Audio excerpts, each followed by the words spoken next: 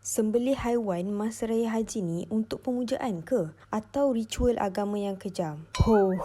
Relax dulu. Setiap hari di seluruh dunia, hampir 900,000 ekor lembu disembelih untuk makanan. Tu belum masuk kambing, ayam atau spesies lain. Jadi persoalannya bukan sama ada haiwan disembelih, tapi bagaimana kita lakukannya dan apa nilai di sebaliknya. Sebelum Islam datang, lebih 1400 tahun yang lalu, layanan terhadap haiwan sangat tragik. Dekat tanah Arab je, wujud amalan memotong bahagian tubuh haiwan macam bonggol unta atau ekor piri-piri untuk dimakan. Dalam keadaan haiwan tu masih hidup dan bernafas. Nabi Muhammad SAW mengharamkan amalan ini dan melabelkannya sebagai bangkai, which is tak halal.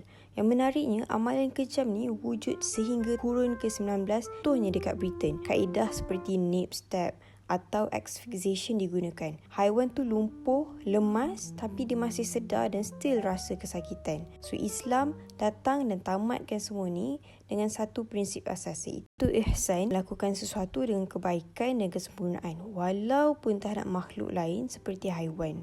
Sembelihan dalam Islam tak boleh dilakukan sesuka hati. Pisau mesti kena sangat tajam dan urat utama di leher macam carotid arteries, jugular veins dipotong dalam gerakan yang sangat pantas. Tujuannya jelas, untuk menghentikan bekalan oksigen ke otak secepat mungkin. Bukan itu sahaja, psikologi haiwan pun dijaga. Kita dilarang mengasah pisau di hadapan haiwan, dilarang menyembelih haiwan di hadapan yang lain untuk mengelakkan stres dan ketakutan. Ini antara prinsip kebajikan haiwan terawal yang direkodkan dalam sejarah.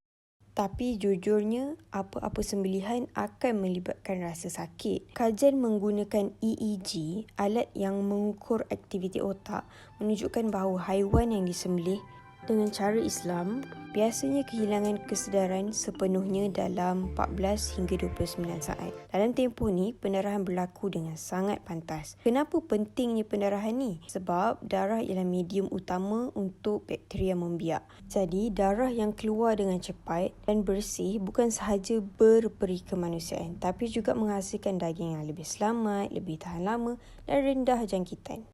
Jadi hari raya korban terutamanya bukan hanya tentang darah. Ia tentang ketaatan, tentang ihsan dan bagaimana manusia berinteraksi dengan makhluk Tuhan selain manusia. Yang menariknya, prinsip yang ditetapkan lebih 1400 tahun lalu ni sangat selari dengan kebimbangan sains moden hari ni. Menarik bukan?